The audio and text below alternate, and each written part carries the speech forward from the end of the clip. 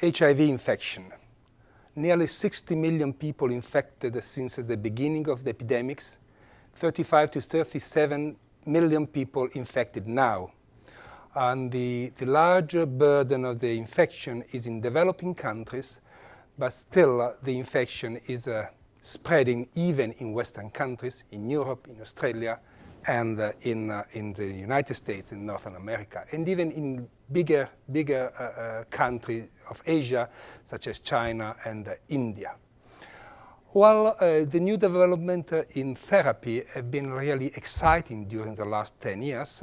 And now when a person is detected early and follow with complete adherence the full regimen, the full triple therapy regimen, which is called HART, then the life expectation is really very, very long. Similar to uninfected people, except that HIV-infected people may be a little bit aging a little bit earlier than non-infected people. Now, are we succeeded? Not really, not yet, because we have not the possibility to eradicate the infection from the body. We have made the infection to become chronic, which is an excellent result, at least in developed countries where the economic resources allow to invest quite a large amount of money in the treatment of HIV-infected people. So we still have some problem in developing countries, even in costs are lower, still there is something to do, still there is something to invest to have an even larger proportion of people in developing countries to be treated.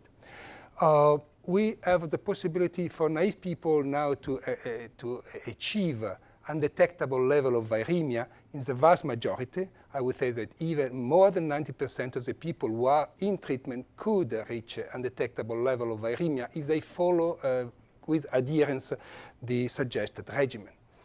We have new class coming. A new class which is very interesting, which came a couple of years ago, is integrase inhibitor, and raltegravir was the first molecule which has been made available to clinicians. Now new molecules came in the same class, which has elvitegravir and also dolutegravir, which even more convenient regimen. And also we have new compound that can help us. We only had ritonavir, which could be a good companion to protease inhibitor to increase their level. Now we have cobicistat, which is another molecule which is not directly against HIV, but who can increase the level of protease inhibitor. So in developed countries, now we have really a good armamentarium of drugs, and which make things much better for the future. We are not still in the real arena of eradication, so research must go on, and research must go on treatment, and must go on also social research for prevention, and this is a very important topic that should be tackled in the coming year.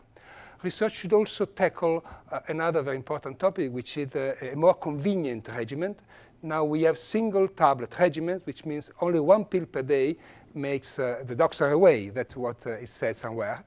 And so something that increases the help patients to take the therapy as completely as possible, and to avoid resistance, because now resistance can become a problem if we do not take care of it. And in fact, in some setting, the rate of resistance, even in the HIV-infected naive population, is not negligible, and is possible to be something from 5 or even 10% in some parts of the world. So the future, we have achieved a lot.